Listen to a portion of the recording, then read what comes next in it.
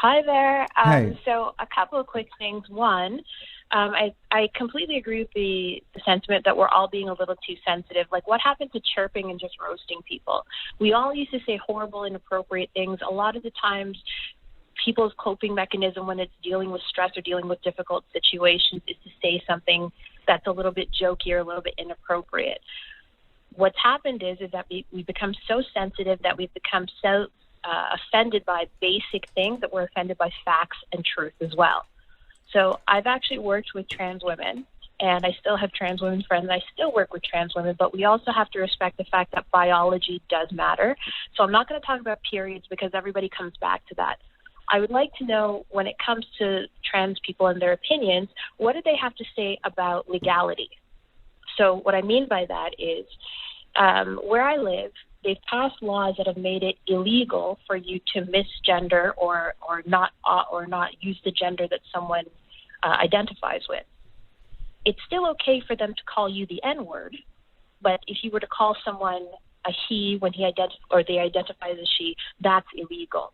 Mm-hmm. And not only that, but at what point will members of the trans community admit that there's a form of patriarchy kind of built into transgenderism? Because if even as a gay man, Armon, you have a particular set of rights, but there are things that are off limits to you, especially as a gay black man. I think we can both agree on that. Yes. However, your needs and your rights supersede mine when you become a trans woman.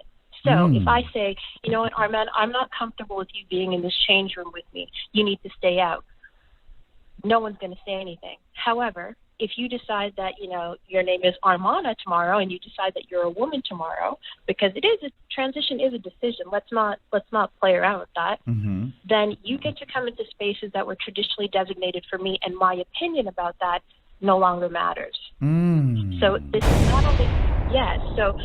not only had a impact on legal issues in terms of what spaces that were specifically designated for women, but this also has a huge impact on education.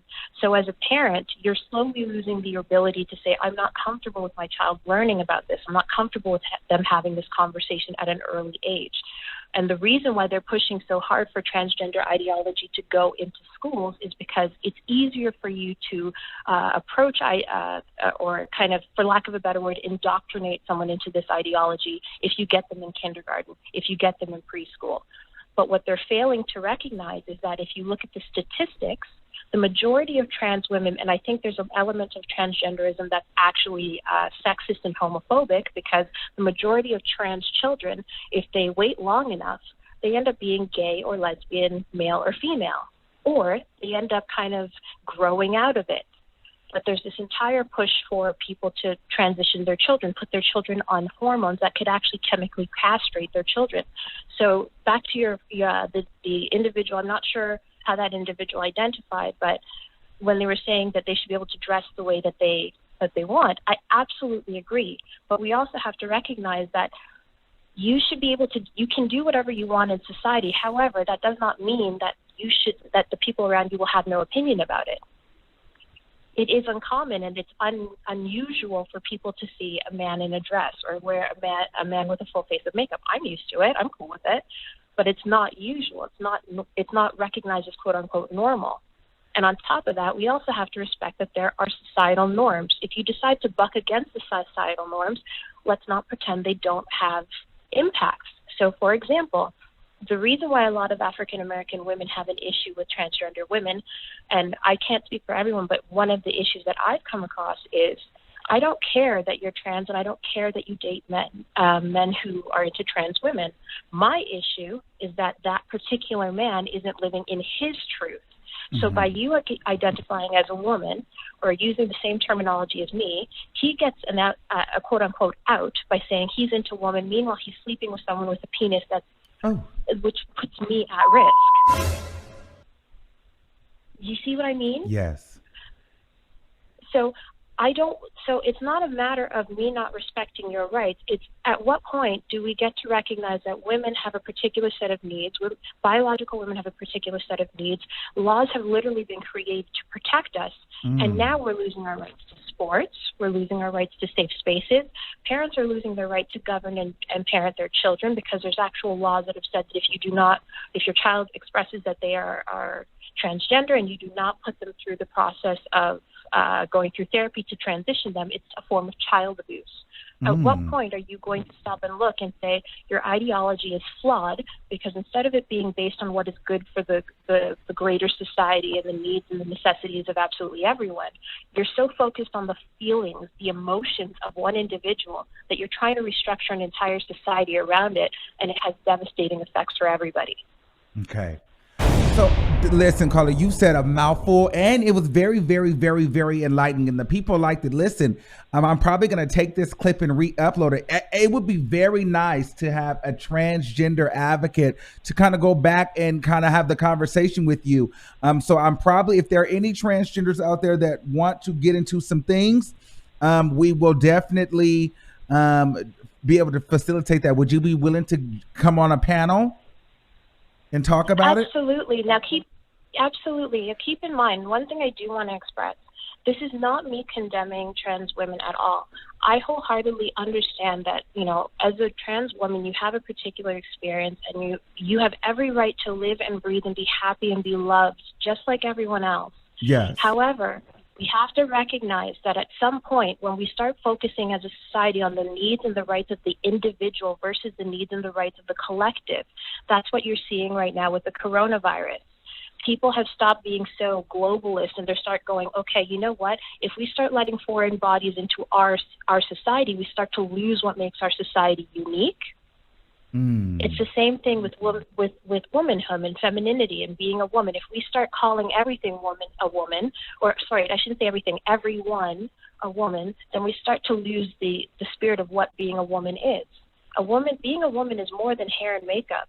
It's more than breasts. It's more than a vagina. It's things that don't leave you when you age out of them. Yes. Well, thank you, caller. I'm going to leave you on. Please email me. Email me if you're interested in doing it, because I think that you gave some very, very good insight. However, I can't give you, I would like a trans person to be present that I feel I could handle the conversation with you. So sure. This will be good. Your email? My email is the Armon Wiggins Show @gmail.com. So please email me and we can probably set that up. Okay. And I'll email you back, but I'm going to keep you on here for a second. I have a code Jim 6049. You're live on the air. 6049. You're live on the air. Hello. Hey, Armon, how you doing? Hey, what's going on? Nothing, chilling, watching you. Listen, Before I even get started, I want to say I still be watching you. I just want to, because lately I've been hearing you say, I'm tired of them people that's around here just because I squashed Tasha K and all that. I still be watching you. I just want to put that out there, okay? Okay. But look, I really liked your last caller and everything she was saying. And I just want to say real quick, just a little bit on what she's saying as far as the agenda. The whole overall agenda is the New World Order. That's the whole overall. And they cannot take over the planet, meaning the elites, unless men are very feminine. You will have no warriors. You will have no one fighting them. And I talk about this a lot all the time, okay, what the New World Order is. If you don't know what it is, look it up. But basically enslaving every fucking body to the teeth, okay? Okay. But if you can bitch everybody out, you know what I'm saying, and they don't fight. Oh, I forgot you can't cuss. I'm sorry. Okay, then that's what that's about. But back to what you were talking about. I was calling about Wendy Williams when she said the comment about the don't wear the dresses, blah, blah, blah. Yes. And I feel like it was so harsh for her to say specifically. If I was a part of the LGBT community, I would have been upset because I feel like they built her. Wendy would be nowhere and nobody without that community. It is the LGBT community that supports her, that has her thriving.